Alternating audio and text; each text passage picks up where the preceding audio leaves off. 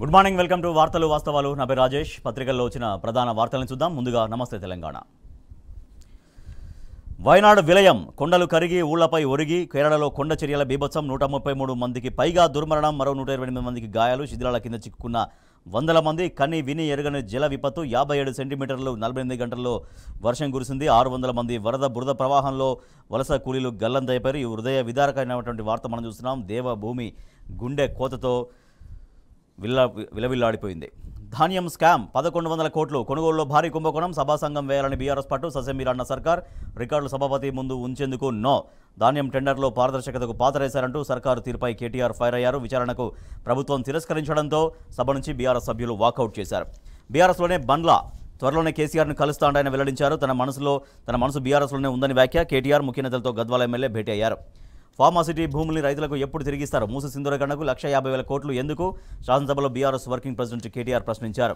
Gangula versus Uttam, ration కార్డులు, ధాన్యం కొనుగోళ్లపై వాగ్వాదం. కాంగ్రెస్ పాలనలోనే రైతు ఆత్మహత్యలు, బడ్జెట్లో వ్యవసాయానికి అన్యాయం, వ్యవసాయ పాలసీ రూపకల్పనలో సర్కారు విఫలం. ఎమ్మెల్యే పల్ల రాజేశ్వరరెడ్డి ఫైర్.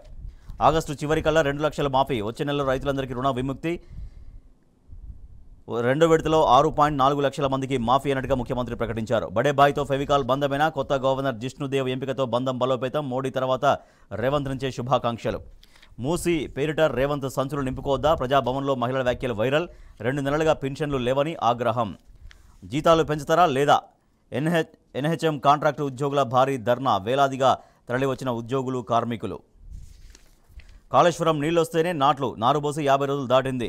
మడుల్లో ముదురుతున్న నారు అదును దాటిన తర్వాత సాగు చేస్తే దిగుబడులపై తీవ్ర ప్రభావం. కాళేశ్వరంపై కాంగ్రెస్ సర్కారు పగ. సాగునీళ్లు ఇవ్వక అరిగోస పెడుతోంది అంటూ రైతులు ఆవేదన వ్యక్తం చేస్తున్నారు. కేంద్ర బడ్జెట్లో తెలంగాణకు ఇచ్చింది 0. 24 గంటల్లో 3 రేపులు. రాజధాని సమీపంలో నిర్భయ తరహా ఘటన. కదులుతున్న బస్సులో మహిళపై అఘాయిత్యం.